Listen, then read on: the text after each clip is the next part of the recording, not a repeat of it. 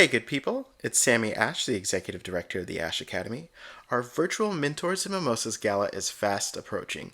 October 10th, 2020. Don't forget to grab your tickets that directly impact our 2021 scholarships. But wait, there's more. Consider our VIP tickets. We've got some great entertainment lined up. Friends of the Foundation, Tatiana Scott, and Gail Herod with the Gail Herod Band.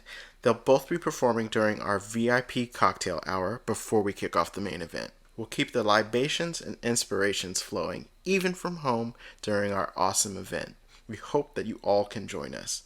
Also, if you're looking to be a corporate sponsor or a small business vendor, we've got you covered. Follow the links in the description box to take care of all of that. If you have any questions or comments, reach out to us via email, info@theasheacademy.org. That's info@theasheacademy.org.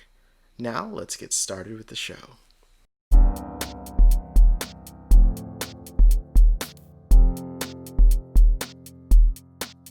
All right, welcome back everyone to another episode of the Ashe Academy's Inspire, Uplift, Engage podcast.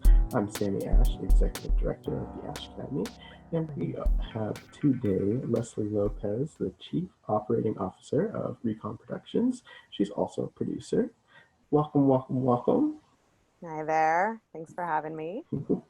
I want to start out because we're in the business of representation and exposing students of color to different fields within the umbrella of the arts.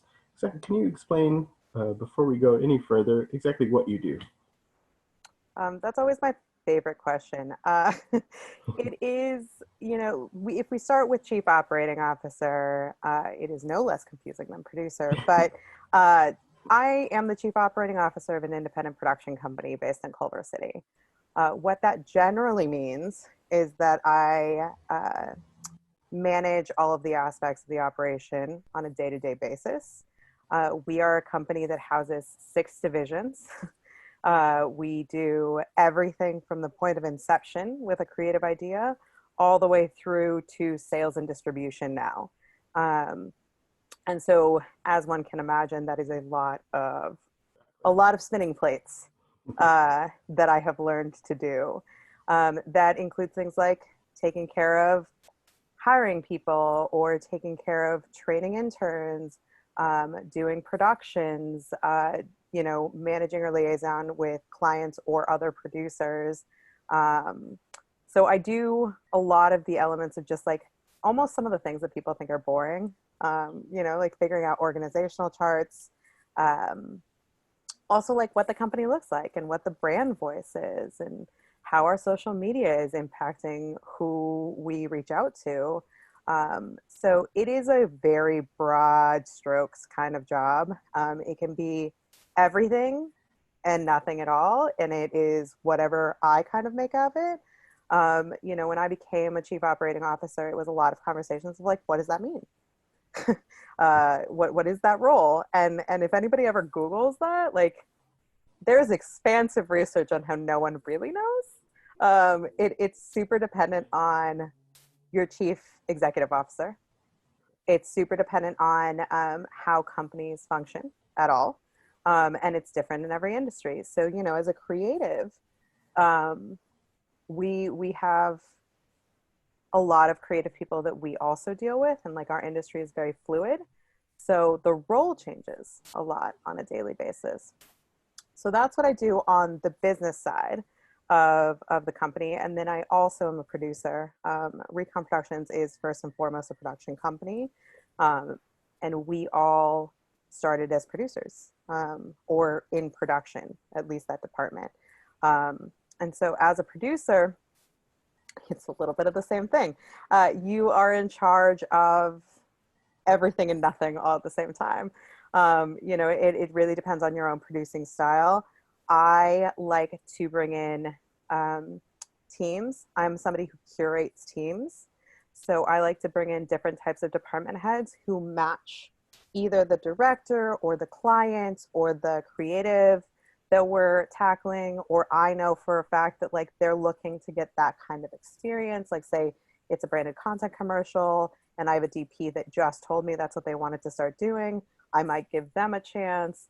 So I like to curate teams that come with me and are able to do their jobs, either, with a lot of passion and ambition to them, or a lot of expertise, sometimes even both. And then I I give them all the tools that they need to put together this thing that they're trying to put together. Like my job is about making sure you have the right people and the right tools to be able to execute something as a producer. Awesome. Honestly, even as a chief operating officer, but Awesome. Awesome. This is expanding horizons. Many people may not know this side of the arts.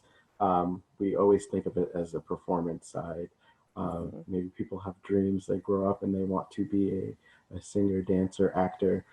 So kind of let's get to your journey through the arts. Like, how did you get into this field?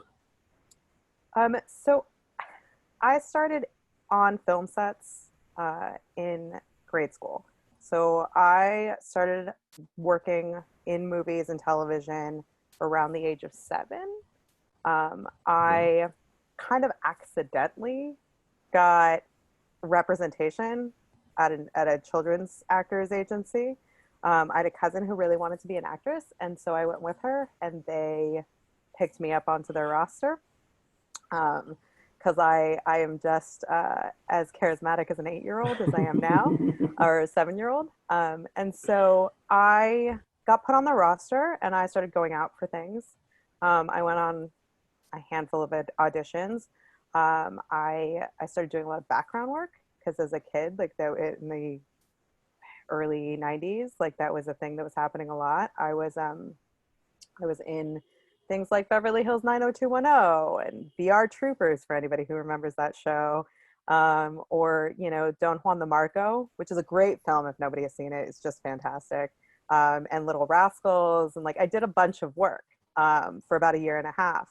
So my first exposure to film sets was as a child, and they're just magical.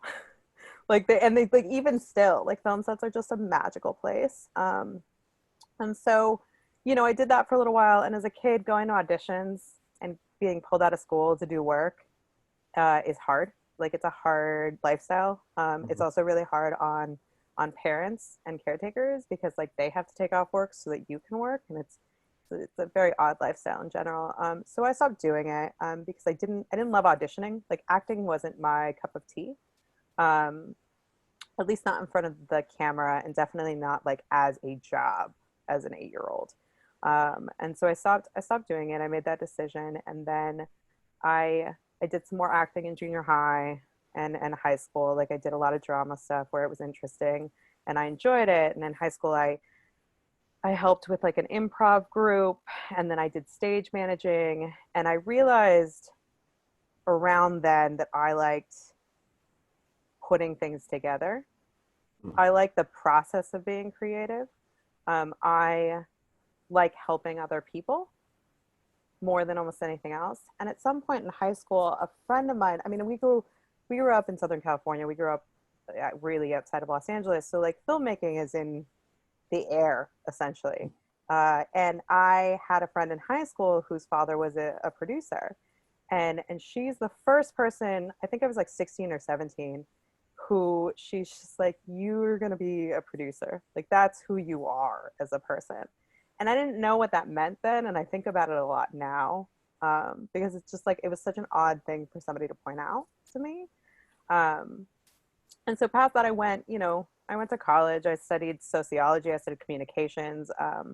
I was a little bit probably looking more at a corporate path a bit more. Like I was interested in working for Disney. Like in high school, I was voted the most likely to work for Disney. And then I did. I worked for Disney for about 5 years in a kind of a different capacity as a visual merchant. But I knew I wanted to go back to film. I just like wasn't quite sure how I wanted to go back to film. I ended up going onto a set to be in the background again. Like I had a couple of friends who'd never done that, and I was like, oh, that's odd. Like it's fun and it's easy to do. And so we went and we were on a film.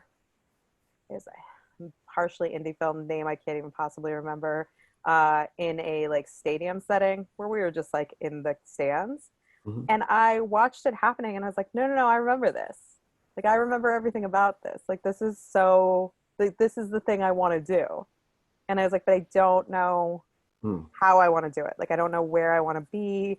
I don't super understand what all these roles are.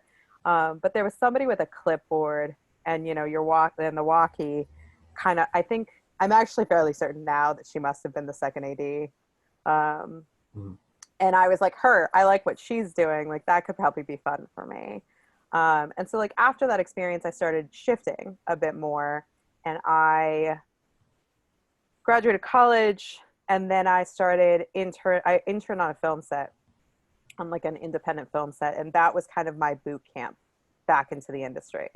And I was a little bit older, like I was in my mid-20s when I went and did that. And Mhm. I'd already held management positions in other companies. So like I already kind of knew a little bit more than an average PA. And I typed very fast, which sounds like a weird thing to point out, but like I typed about 90 words a minute. And so as an intern, I don't remember who walked in. I think it was the key second walked in to like an auditorium where we were all kind of just background for a scene. And he was like, "Hey, does anybody type fast?" And I was like, "Oh, I type fast." And he was, and like two other people raised their hand. And he's like, "How fast do you type?" And I was like, I type 90 words a minute." And he was like, "Oh, okay. I need you to help me." And he pulled me, and I went to the assistant director's trailer and started helping them just because I typed fast. And so I suddenly on that film got the experience of like I got a full assistant director's boot camp. Like I understood call sheets like the back of my hand by the time that show was over. I understood skins and background actor running and like all these different elements that I would have never, I think, gotten a lot of access to had I gone and done a studio film Mhm. off the bat.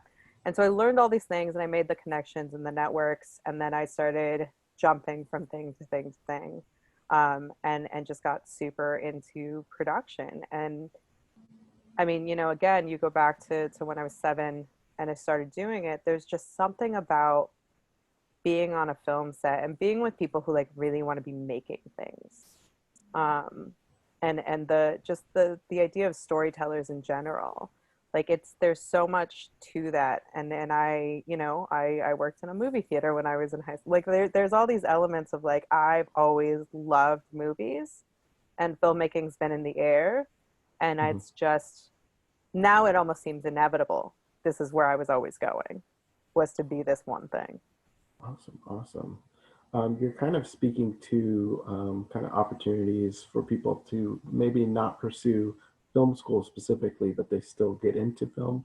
What kind of recommendations would you make to people who may not want to major specifically in production, but they still have a place on set or in the process of filmmaking?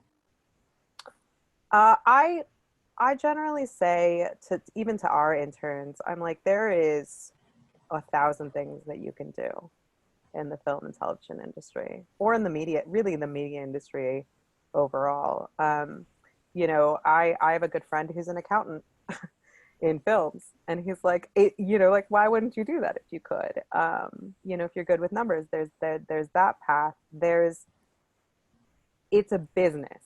It's very much it's a team of people, and it's very much like we're building Brigadoon, and it comes down the next day, and we do it every week.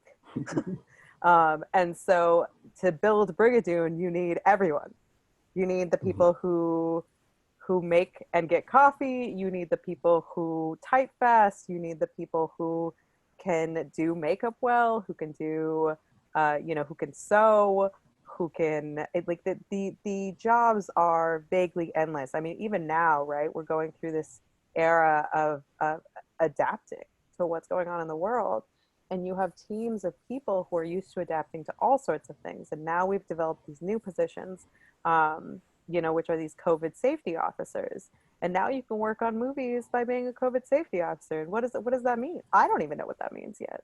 Oh. But there's a ton of places where you can be. It just depends on what you're already good at, what you can get, like what you want to learn, and where you want to be, and like how that works for you. Because like for me, I like being in service to people, which is why I like being a producer. Mhm. You know, but my CEO and my business partner, he likes fixing problems. Like he likes logistically fixing problems. So he's good at being a producer because of that. And I think it's whatever those elements of your personality are that make you good at doing things. Like that's what you bring to the table when you go into an industry like film and television, because it's a business still. So you're a part of this larger organization, and it's like, how do you find your spot? It's you bring what you already have to the table and you say, here's what I have. And you know, very hopefully find mentors or peers that'll help you get past the next points. And it's, you know, like I started thinking out I was going to be, when I finally got to a film set, I started out thinking I was going to be an assistant director for a while, and then I shifted into production coordinating, and then I shifted right back into producing, because that's naturally the path that I think I was always going on. Mm. But if you had asked me 15 years ago, like, are you going to be a producer who runs a company? I don't think that that would have crossed my mind. That's so interesting, especially the business aspect, which we're trying to really drive that point home. Like all of these industries, whether it's STEM or the arts, like at the end of the day, it's a business. Mhm. At the end of the day, you have clients that are looking to make money. Things that you create are for your livelihood, hopefully, and eventually you are working to make money. You're not just a starving artist, which is usually the moniker of the artist. So it's very important that we kind of spend some time on the business side of things. Anything related to like business acumen that you kind of skill sets that you're looking for? Is there anything you can pinpoint for people to maybe aspire to or work on traits wise if they're like, I may not be a specific creative in the lane of writing or directing or performing, but I do want to work on something to get on that more business side of the arts industry. So I'm not quite sure if I'm going to answer the question exactly how you're asking it, but I do like to remind filmmakers quite a bit that it is a business. I get a lot of calls that are like, "Oh, it's a passion project," and I was like, "I totally understand that it's a passion project. I'm really glad that you're passionate about it, but you're the seventh person this week that's called me with a passion project." Mhm. So we really have to be. I think one of my big things about business is that you have to be realistic. You have to be realistic about people's time. You have to be realistic about money, and you have to be realistic about your expectations. And sometimes you get into this wonderful, wonderful little bubble where all three of those things work, and it's not, you know, terribly hard, and it's Mm. just it's everything you wanted it to be, and that's wonderful. But like that's not really the case 90% of the time. Um, so it's always about like those three things when you're really looking at making projects and doing projects. I'm a big advocate of understanding costs, and it's probably because I'm a producer, but it is one of those things where I'm like, if somebody says I have $100 to make this thing, and I go, great, $100 will buy you a pair of shoes, but not make you the thing. You know, and it's but like you have to be a little realistic about it. And I always start off with kind of that level of realism, and then I work Mhm. backwards and I go, okay, but like how do you want to, what do you want to do? What is the thing you actually want to do? And most of the time people come to their own realization that like how they're saying they want to do it isn't what they want to do. Mm. They want, like they want to make this thing, but they don't have to make it with the techno crane and the 17 background actors and the $4,000 light that they're never going to use on their Mhm. list because somebody told them that that was a good light. Like it's a very, in terms of what the film industry is, there are a lot of experts in a lot of things, and if you try to be all the experts at once, it is going to really hinder your growth and your experience in the industry, because there's all these positions and all these different peoples for reasons. Mm-hmm. And sometimes you can do them with less people, but it just depends on what you're trying to do. And it also depends on what experience you want. Do you want Steven Spielberg's experience, or do you want to make your passion project student film? And like know what those two differences are. And so I think a lot of the elements of business in the film industry, and like to preface this, which I should have done initially, is I work a lot in independent film, and not on the studio levels. But in that arena, it's understanding what you want and then knowing that there might be a difference for what you're going to get. And it's that little bit of that shift in just realism and framing that I think really helps with the business element, because people come in and they're like, well, I'm an artist and I want to make art.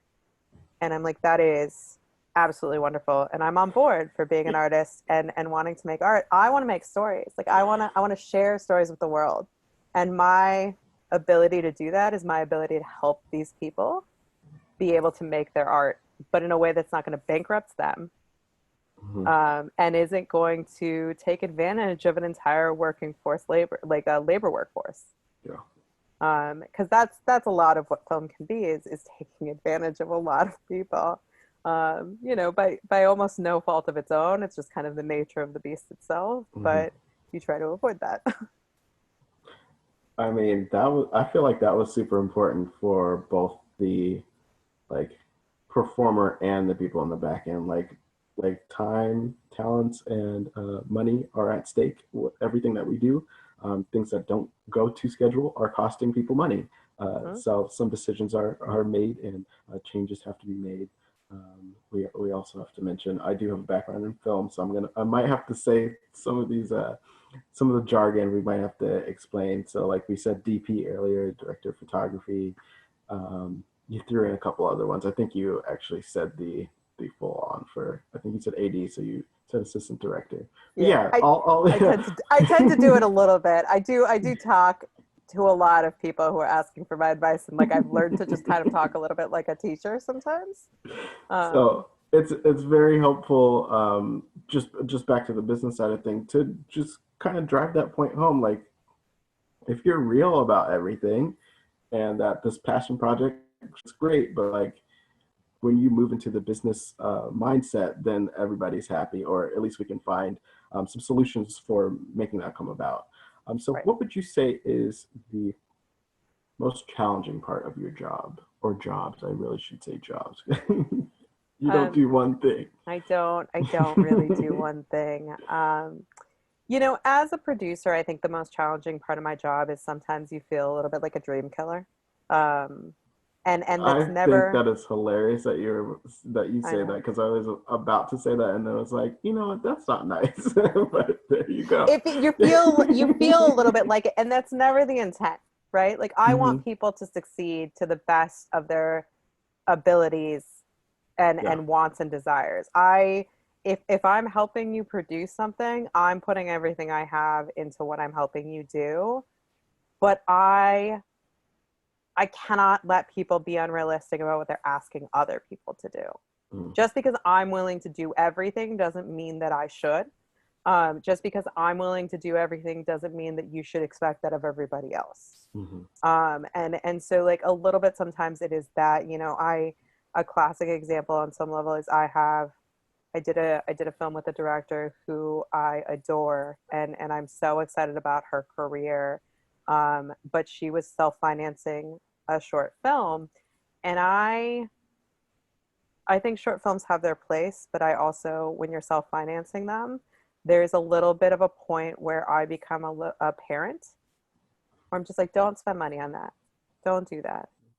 And like with her, it was always really funny because she was like, but this is going to make it more authentic. And I was like, it is not going to make it more authentic. You're fine. It's okay if you don't have this thing for this short film. Like you're going to be okay. You can't hide behind all of the fancy things and the props and the cameras to like make your film. Like, use it for what you're using it for. Like, learn how you want to interact with actors, learn what you want to learn out of it, like how to work with a crew, how to work within a budget. Like that's what this job is. Yes, you get to go to set every day and play, because that's what we're doing. We're playing, but it's also work. And it's like, learn how to make your days. Learn how to shoot something in 3 days instead of 4, because it's only 10 pages. Like it's not impossible. It's just not. Everything is quite possible, but it is a little bit of that where I think the hardest part for me sometimes with filmmakers, be it directors, be it writers, be it actors, it's a very demanding job. All of it, not just my job, all of their jobs as well. Like all of it is very demanding. Sometimes you're spending 12, 14, 16, 20 hours working on a thing. You get to the end of the day and people are just like, I don't want to talk to you ever again. And you have to do it again in 8, 10 hours. And you have to be ready and willing to do it again. And so, a lot of it is that it's just being like, you're going to be okay. It's not the end of the world if you don't get that thing to look green. Like it's sometimes it's simple conversations like that. And sometimes it's bigger conversations where it's like, I can't possibly let you shoot for 5 more hours because people are tired. But I need to get this. Yeah. It's you're making a thing. It's not, we're not curing cancer. Like you gotta take a step back from me just a little bit. And I think it's a really hard balance. And it's very difficult to kind of feel like you're kind of the bad guy, and like you're not, and I'm not, and I don't think anybody really thinks that I am. Like sometimes it's a little bit like, oh, if we tell Lesley, she won't let us do the thing. And she won't within reason. Right. And that's, like that's the real bottom line, is that there's reason. And sometimes when you're making something that you've poured your entire life into, reason goes out the window. Yeah. And so you hire somebody like me to be your reason. And then you're kind of like, why did I hire this person? I don't need reason. I don't want reason right now. Why did I hire this person? And I think that is a really hard part of producing. I think the same kind of happens on a chief operating level too, where, we're a creative company and you come in and day out. And it's, some people come into work and they want to be a director, or they want to do something else that's creative. And so sometimes they get a little tired or burnt out about doing some of the company work, and I have to be the rah-rah cheerleader, or I have to be the person who's like, if you don't want to do this, you need to move on. And so in both my jobs, I am very much the person who has to become the voice of reason, which a lot of people sometimes, they don't want to hear that in that moment, but I don't have the luxury or the time to not be that voice for people. Like, again, I work in independent films, so like it's not endless amounts of money that are rolling in to make your project. And even if it was, again, you should be a bit moderate about how you're doing things. Yeah. So yeah, that's kind of, I think those are the toughest elements of my job, because again, I just want to make everybody's dreams come true, but you can only do so much. Yeah, and it's not easy. No. Managing your own dreams, your own passions, and then there, because you have to also mention you have your own passions. You being of service to others is your own passion, and you probably have other things too. So it is daunting if you are kind of being a dream killer, if you will, if you have to say no to someone, but you have to say no, or else this thing doesn't get completed, because that could be a very real situation where if you've run out of money, the production stops, you cannot complete your film or complete it in the way that you wanted to originally. Right. Now, on the flip side, what is the most rewarding part of your job? Making people's dreams come true. Yeah, it's amazing. It's amazingly fulfilling to be able to do something that isn't easy for most people, and is kind of this, it's like magic. Like I worked for Disney. I have a great affinity for Disney. I think for last Halloween, I was a fairy godmother. Like it is, and like that is kind of how I'm described. Because people who are directors, you know, some of my directors, some of my actors, like some of the people who work around me or who hire me to help them, they're just like, we don't even vaguely understand how you do the things that you do. Like they're just, I had a director once who would call me and be like, so if I set the whole script in space, you could make that happen in like 2 days, right? And I was like, no, I can't. What? No. And he's like, well, Lesley, you're like magic. Like I tell you I want things and then poof, they appear. And I'm like, I mean, yes, theoretically, that's how my job works. But no, I cannot let you set the entire thing in Oh space my now. gosh. That's not a real option. And he just would get a crack out of like, if he asked me things, whether or not I could do them. Mhm.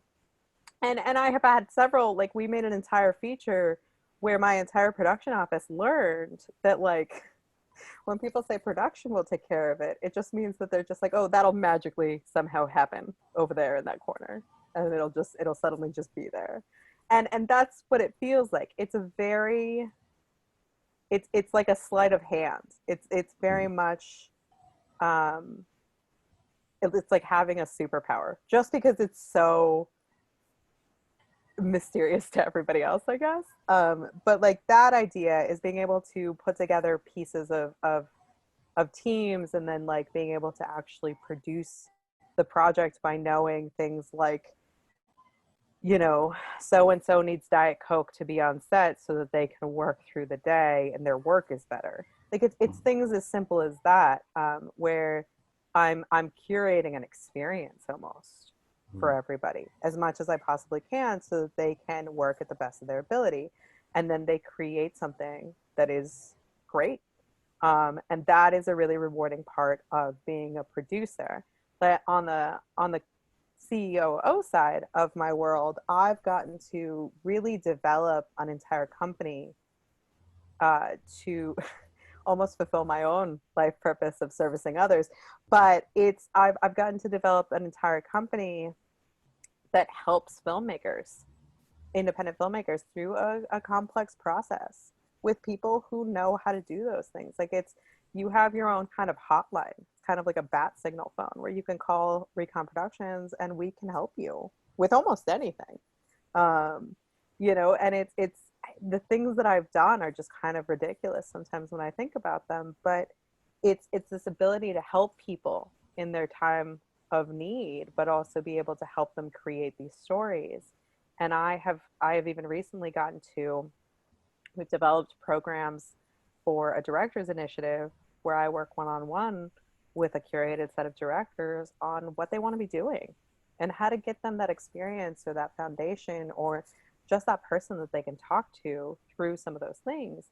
And being able to develop that kind of talent and like really have those kind of conversations has been incredibly rewarding for somebody who, again, like 10 years ago, I wouldn't have told you, yes, I'm going to be running a company that has this many people and projects that I get to work on. It's just the breadth of what we do is exhausting and impressive all at the same time. Like we do anywhere between 40 to 60 projects a year just in production.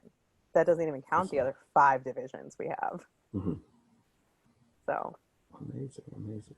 Now, I do want to discuss a topic, kind of, it's loaded. Representation, diversity, inclusion. Um, would you say that there is room for more diversity, inclusion in kind of the spaces that you work in? Um, do you see a lot of people who look like you in the same positions that you are in? Um, um there's always going to be, I think, room for more in all of the spaces that I've ever existed in. mhm, Um, the film industry has oddly been a place where I have found more people who look like me. Um, sort of. I guess that's a sort of answer. Um, I I have found that at ReKon specifically, we have an ability to gender balance in a way that I find really satisfying on most of our sets. And not just like, oh, there was 4 female PAs. Like, we have directors of photography, we have directors that are females, we have production designers, and like all the key positions as well that we can do that in. And the balance of gender has been great. In terms of diversity and inclusion for all ethnicities and races, I don't see as much of that. And that is harder. And it is harder because of privilege that exists. I mean, the film industry is an incredibly privileged subsect. The way to get into the film industry is to get an unpaid internship and like unpaid work for anywhere between 6 months to maybe 2 years before you really step into a paid position. And that is a place of immense privilege to be able to do that, and to be able to do that and like afford to continue living in Los Angeles. Like sometimes when I think about it, it kind of blows my mind. Just how much privilege it has to go into even starting in the film industry. And so, we've recently started taking some of our interns from the Evolve internship program in Los Angeles, which has a great mission statement, and they help get them pay stipends through any of the internships that they take, which is it's an incredible thing that's happening. And I, like on some level, I wish as a small business owner that I could pay the interns for their work, but we're really focused on making sure it's an educational experience. And I'm not hiring an intern to be a PA. Like that's not what my interns come in to do. My interns get to learn anything and everything that they want to from people who are available to them in my office. And if they want on-set experience, I take them. They don't have to stay all day. They can stay as long or as little as they want. They can help any department that they've told me that they're interested in. And so like,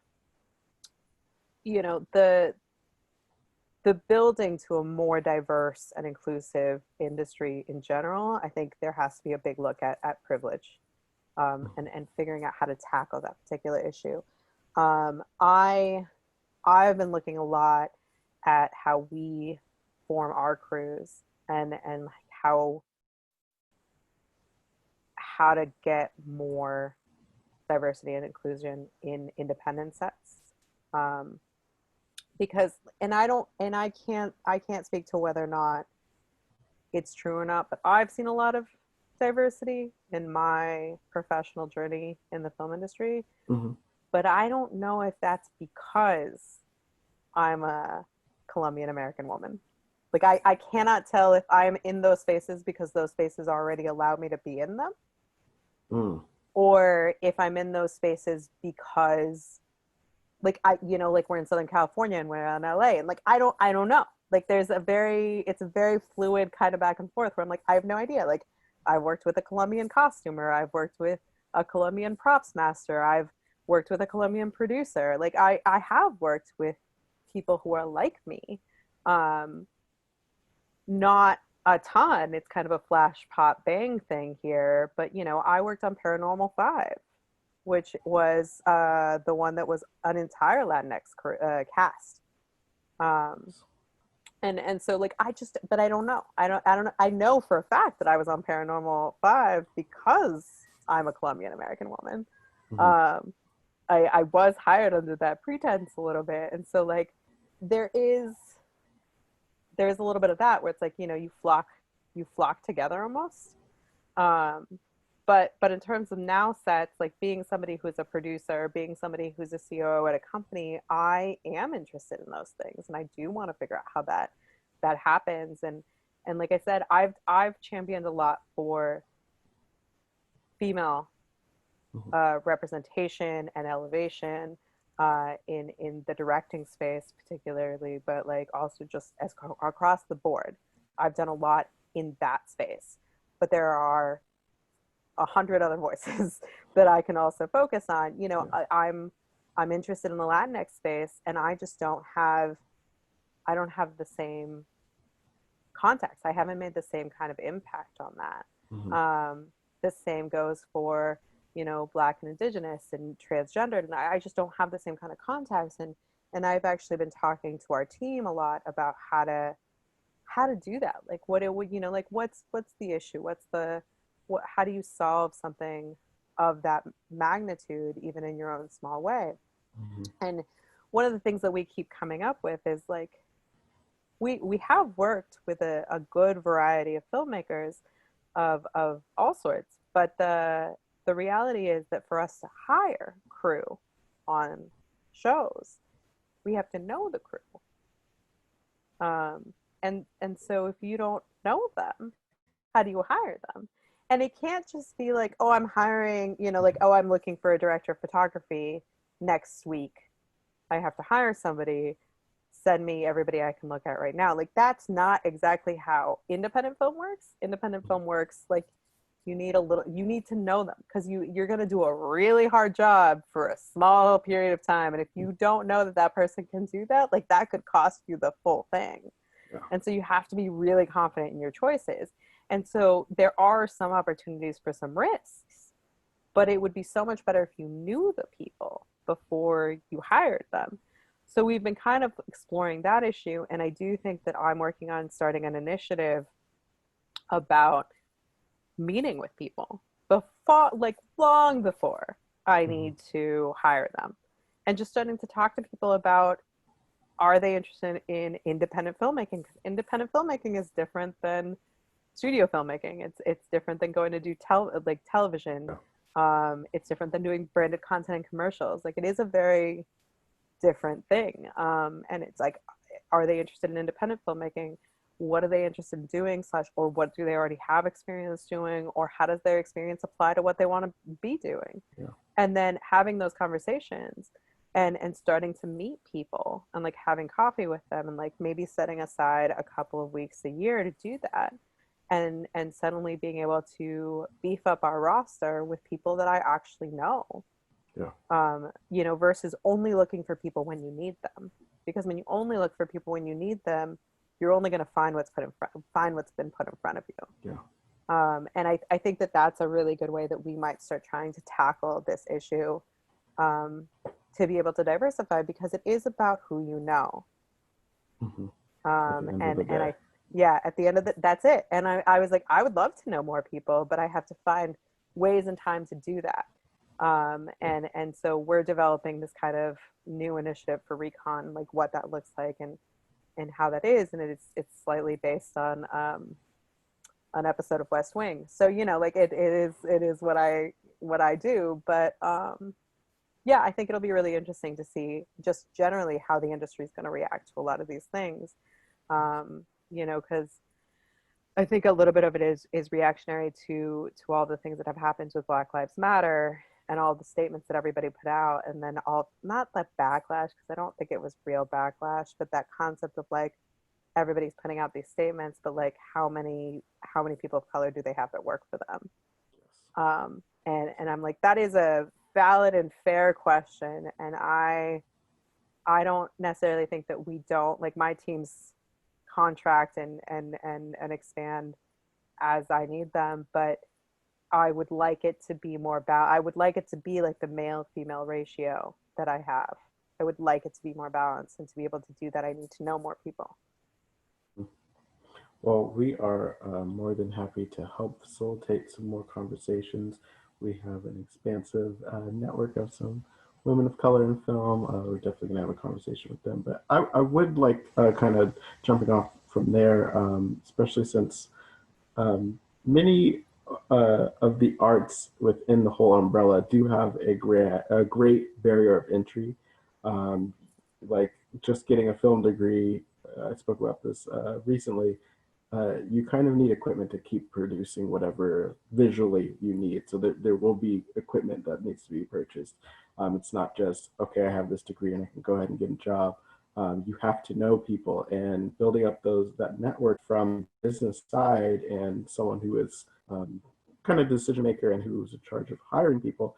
You're like, I wish I knew the people that I could bring them in. Like I'm all there for it. And I think that's a great disconnect, where there may be people out there that don't know about opportunities that they could very well have, but it's just like expanding horizons. Like, hey, this is accessible. We can make it accessible for you somehow, some way. Just got to connect those dots. Connect those dots.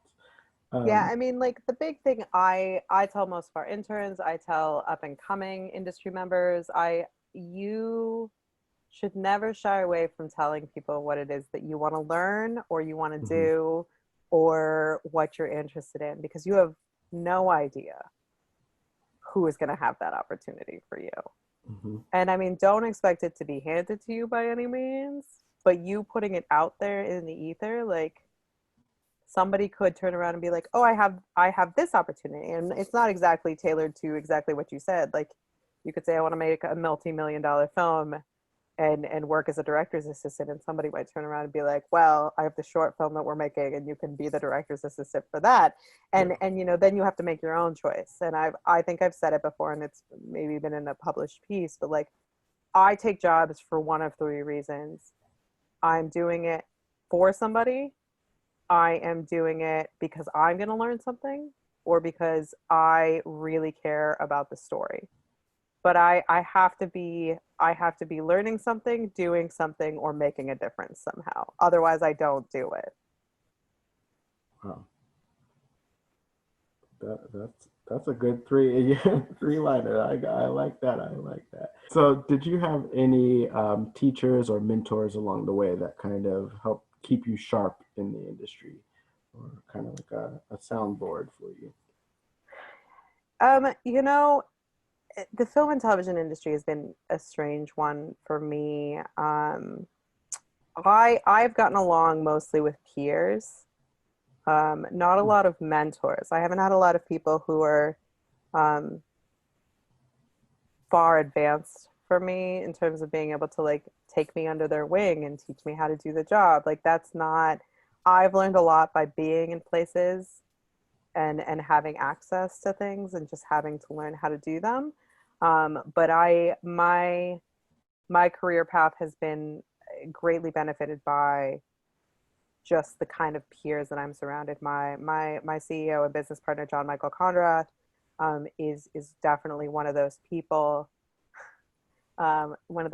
for me that he he has helped elevate me as a producer and as a professional and as a businesswoman and all of these things, because he is an ally in my corner, and also like he's really very good at a lot of the elements of producing and line producing, and he recognized that I was good at a lot of the elements of production managing and producing, and together we're a really great combination on a film set. And so his confidence in me elevated my entire professional experience. And so I've had a lot of that. I've had a lot of people who have helped me because we work together well. I've had a lot of benefit from people in other sects of the industry who I have befriended, who are interested in my career, but also very much interested in me as an individual and as a person.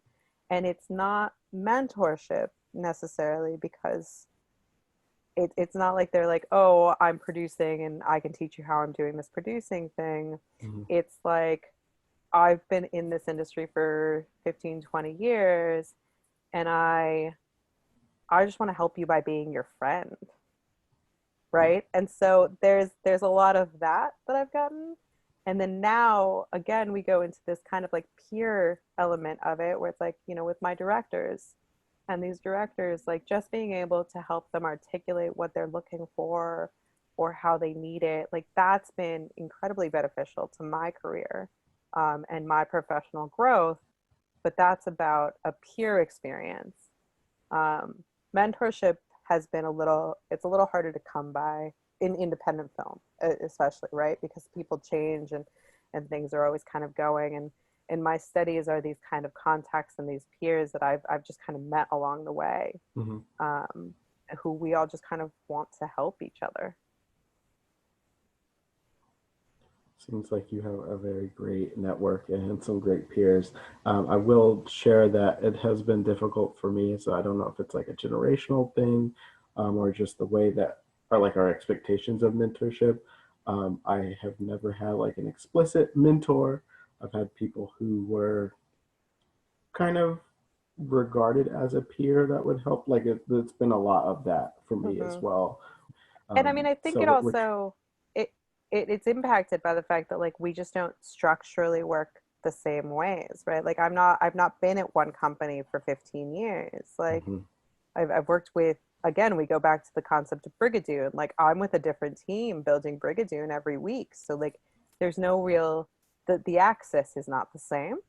mhm, Um, and I think personality wise for me, ever since I was young, I've been somebody who like kind of looks around the room and I see the people who are gonna be my kindred spirits, and those are the people that help elevate me just because we're together. You mhm, know, like we're just friends and we're just people who make each other better. And that's always been my exploration. Like now, as a person who is in a position where I can be a mentor, I do make a much more conscientious effort to do that.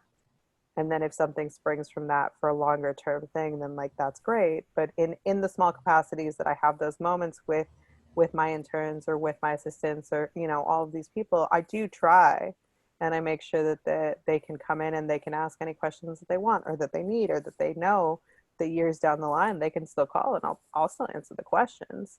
mhm, But I do think it's hard.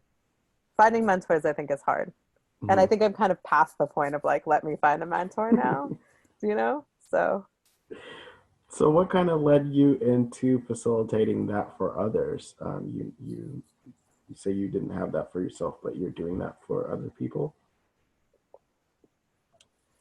I think a lot about how I didn't get really back into the film industry until I was around 25 or so. Even though that's kind of inevitably where I was always going to be. And, you know, it strikes me that I just didn't have the access to the knowledge, I guess. Or maybe it is that idea of representation where it's like I just didn't see it. Mhm, And I just I can be that for other people. So like why wouldn't I be? Like maybe there's, you know, a 12 or 14-year-old little like Lesley adjacent somewhere out in the world who just like hasn't gotten that exposure. And yeah. if I take the time to go work with young storytellers, or if I take the time to like go back to my alma mater and like do a workshop on filmmaking, and that's all that they just need, that one spark, and like that sends them down their path. Like what an incredible thing to send ripples out into the world that way. And you know it is time, which is a valuable resource that is finite, but the that's it's I am through and through a storyteller, and to be a storyteller you have to tell that story to somebody, and I don't discriminate who the somebody is. Mhm. Across the board, I want to help as many people as I can, be it the filmmaker who is making the film or the 12-year-old who doesn't know they want to be a filmmaker. Amazing.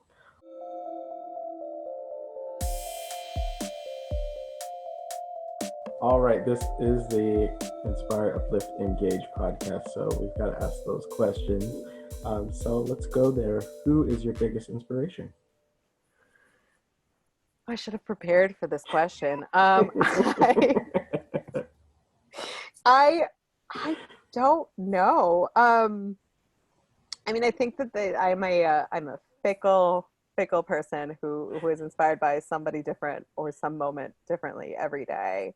Um, you know, sometimes it's a fictional character, and sometimes it's like a real filmmaker, and sometimes it's my 2-year-old nephew who, you know, learned how to tell a story. So, inspiration, I think, is it comes from everywhere. I think that recently, um, I am really consistently inspired by Ava DuVernay, like as a just force of nature, truthfully. But just her ability to manifest what she wants in the world, like as a filmmaker, is really just breathtaking. So I think she's been somebody that I've been paying attention to more and more lately, just as a source of inspiration. Lin-Manuel Miranda inspires me, I don't know, probably every 20 minutes. His like intense and incisive nature is something that I'm just like, okay, so it's not just me. Other people experience this at this level, and that's really comforting. And also just like the way that he has been able to manifest his art is just astonishing. Awesome. So, who do you hope to uplift with your work? Everyone. Just everyone who is open to it. Everyone. I think that my work as a storyteller is to help other people tell stories, but I believe wholeheartedly in storytelling because I think it is the only way to teach empathy in the world. And I want everyone to have all of the experiences that they're looking for. Amazing. All right, and how do you stay engaged with your motivation? I consume a lot of stories. I'm addicted to the written word, the visual manifestation. I read a lot. I'm on my 22nd book of the year, I think. And then I rewatch movies. I watch new movies. I watch a lot of television. I believe in daily storytelling practices, which for me means just having conversations like this with people, calling up friends, calling up family members, and just asking them about their day. I love just stories. So I consume those in every possible format. And I think those stories re-engage my passion to what I do. Awesome. I will say and follow up that I've had some amazing conversations that I should have already been having. It shouldn't have taken a pandemic to have these sorts of conversations, but they have been eye-opening. Learning about you all has been amazing. This has been great. So what's coming up next for Lesley? What do you got? What are you working on? I know you can't list off any names of any projects, but like what types of projects are you working on? Well, I mean, I can. I'm finishing up a digital E3 press conference that will drop this weekend. That was our first production back in the COVID era. So that is one of those things that I'm working on. We are in development on what I hope will be a miniseries, but it is a long road. So we will see where the road takes us. We are also in the middle of a sales campaign for a feature film that was just at virtual Cannes. So that was a neat experience, and now we will see where the movie goes. So those are three of the big things that are happening, and just figuring out how we can make movies without having to be any closer than 6 feet to other people is in itself its own really fascinating experiment. Yeah. I could only imagine. I can only imagine. How do people get in contact with you? List off any websites, any handles you want. So you can find more information about ReKon Productions at www.rekonproductions.com. ReKon is spelled REKON. And then you can find out some more info about me. You can follow me on Instagram or Twitter at places716. And then if you want to get in contact with me, I'm not going to lie, the best way to do that is to go through my assistant. But if you either email my info box or her directly. So the info box would just be info@rekonproductions.com. And in the subject line, you can just put looking for Lesley, and it'll get to my assistant. Or you can email my assistant, Christina DiCarlo. You can email her at DiCarlo, whoa, wow, not how you spell her name. DICARLO. I don't know why it was just so hard. We will put the actual Right. rule in the Yeah. I was description like, box. this is like not, I was like, letters and like remembering the order they went in is not working for me. But yeah, Sammy will have it. But yes, if you email her and let her know that you found me on the podcast and you are interested in connecting, she is more adept at understanding where my calendar is than I am. So, And these are why all these different jobs exist. We yes, see. absolutely. One last thing, not to put you on the spot, but Okay. sales pitch wise, what kind of things are you looking for when it gets to the consultation portion? So if someone has reached out to you, what kind of things can they expect there when they're trying to flesh out an idea? Well, it's going to depend a little bit on what stage of the idea that they're in. Okay. What I generally do when somebody calls and say that they're looking for something is I don't take the something they say at face value. I will go through, and most of my staff, I think at this point, will also go through and ask you a series of questions. It'll be things like, what's the name of your project, or what kind of project are you trying to make? Do you have a budget? If you don't have a budget, do you have somebody to make your budget? Do you know where you want to shoot it? Do you have elements in place? Like, do you have a friend who owns a castle in Scotland and we're just going to shoot there? Like, it's Just that gotta fly serious. out. We just gotta Yeah. fly out. Yeah. Like, like what are the series, like, what is it? And basically a lot of it is just trying to figure out what it is in the filmmaker's head. Okay. And writing it all down. And then from there, I turn that around and say, okay, here's what I think you need. And here's the base minimum of what it is. And then here's like the full package of what it is. ReKon is something like 25 singular services at this point that we can either a la carte or package together. And it just depends on what people need. And I'm not necessarily trying to upsell you when I'm offering you a full package of producing. Yeah. I am trying to give you all of the tools that you need in your sandbox. And if you don't want my tools, that's your total, you do you. But if you want that shovel over there and that sandcastle shaped bucket, you can have those.